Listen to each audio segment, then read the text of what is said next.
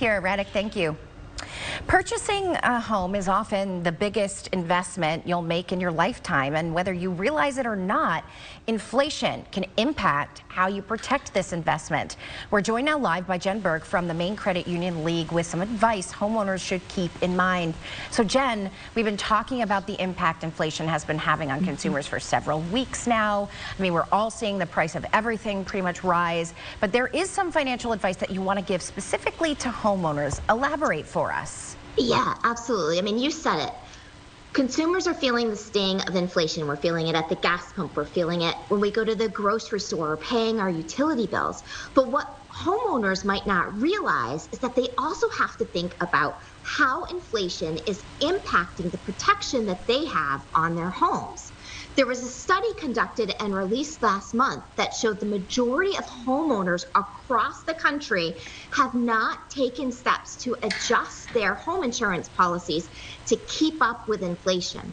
And that means 2/3 of homeowners could be without key coverage that can protect them if there was a natural disaster or a fire. And I will tell you, I am practicing what I preach here. I was, up until earlier today, one of those homeowners. I have not done anything until now to adjust my homeowner's policy to make sure it's in line with the inflation rates.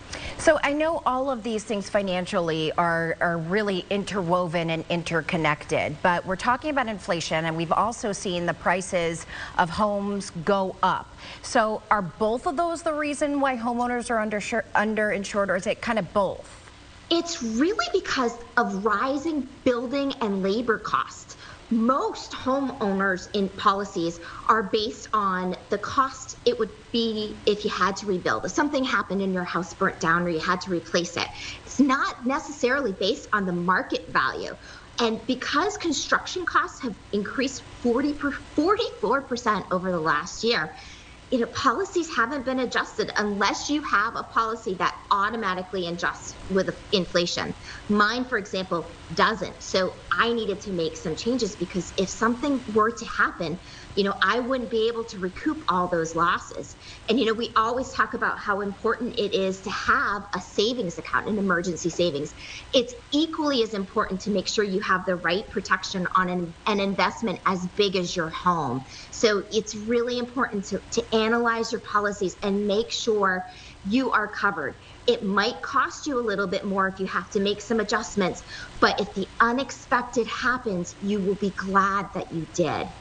Absolutely. I know a lot of us homeowners have experienced something unexpected like that, and you're just so thankful that you have the insurance. And so maybe you're wondering, do you have enough? Where do you start and what should you do?